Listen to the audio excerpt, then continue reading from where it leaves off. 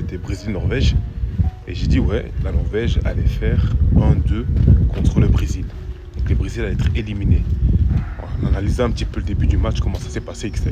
Eh ben, oh la vache, choqué. Et verdict final, même moi-même j'étais surpris. Les amis, le pari était pour 2000 euros. Donc 2000 euros en une soirée, en 1 euro, valider ce que j'avais dit. Donc, en gros, j'ai gagné, ok?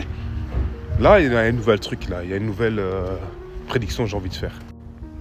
Et donc, la nouvelle prédiction, c'est celle-ci. Vous voyez, demain, à 2h du matin, la Belgique va jouer contre les États-Unis. Et on sait bien que la Belgique est en difficulté avec les autres matchs qu'ils ont dû faire ici, avec le Sénégal. Et ils ont fait 3-2, mais en mode galère. Bakou avait marqué un goal, mais vraiment, c'était vers la fin, sur la 85e minute. Après, ils ont remarqué encore un but vers la 89. Et puis après, ils ont été en prolongation. Et finalement, ils ont clôturé le match. Et ils l'ont clairement, pour moi, volé. Donc, ils ont souffert, en fait.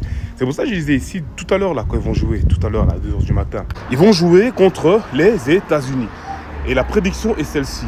Regardez ce qui s'est passé aussi avec la phase avec Donald Trump, qui a appelé apparemment le président de la FIFA pour dire comme quoi que oui, le carton rouge qui avait été donné à leurs joueurs soit ôté. Ça a été réellement retiré. Vous voyez? Donc on analyse un petit peu ça. Plus le fait que on sait que les States, ils sont l'organisateur du monde de cette année-ci. Ça veut dire qu'ils sont minimum obligés d'être favoris pour aller jusqu'en demi-finale. Donc la Belgique demain perd. Enfin aujourd'hui à 2h du matin, la Belgique perd. Si tu retiens ça, tu fais ton pari, mon gars, tu me diras merci.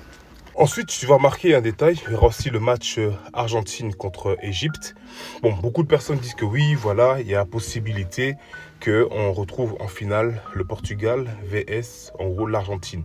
Ce qui n'est pas non plus quelque chose qu'on pourrait dire que non, c'est pas faisable. Si, c'est faisable. Mais bon, on va voir comment ça va jouer. Mais moi aussi, là-dedans, quand même, par rapport à l'Égypte, je vise quand même l'Argentine parce que depuis le début du championnat, il faut quand même une performance de fou. Donc, je pense que l'Argentine sera gagnante aussi contre l'Égypte.